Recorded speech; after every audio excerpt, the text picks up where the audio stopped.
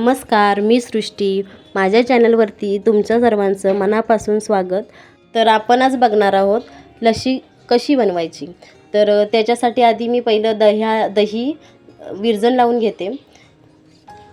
तर हे पातेलं घेतलं आहे. पातेल्यामध्ये थोडंसं दही ॲड केलं आहे विरजणासाठी. तर पूर्ण पातेल्याला थोडंसं लावून घेतलं आहे, म्हणजे आपलं छान दाटसर मलाईदार दही रेडी होईल. तर हे मी दूध ऑलरेडी गरम केलं होतं. तर दुधाचं तापमान कोमट करून घ्यायचं आहे, म्हणजे जसं की आपण हात लावू शकतो इथपर्यंत ठेवायचं आहे. आणि हे मी आता रात्रभरासाठी असंच ठेवते. तर आपण सकाळी उठून बघूया. तर आपला दही रेडी आहे. सो बघा, दाटसर दाणेदार मलाईदार असं दही रेडी झालं आहे. तर ही मी आपण लस्सी बनवायला चालू करूया.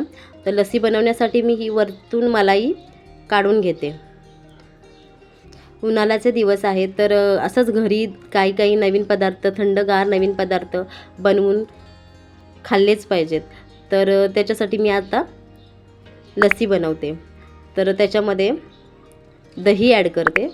बघा कसं दाणेदार एकदम घट्टसर दही झालं आहे. घरीच बनवायचं. घरीचं जे दही असतं ते थोडं दाटसर बनतं आणि बाहेरून आपण आणतो ते थोडं पातळ असतं. तर तुम्हाला जर हवं असेल तर तुम्ही अमूल दुधाचं बनवू शकता. तर मी वेलची ॲड केले आणि त्याच्यानंतर त्याच्यामध्ये साखर मिक्स करून घेते.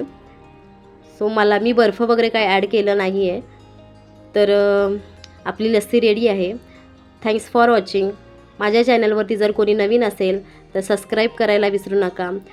जे आपण मलाई काढून ठेवली होती ती आता ॲड करते.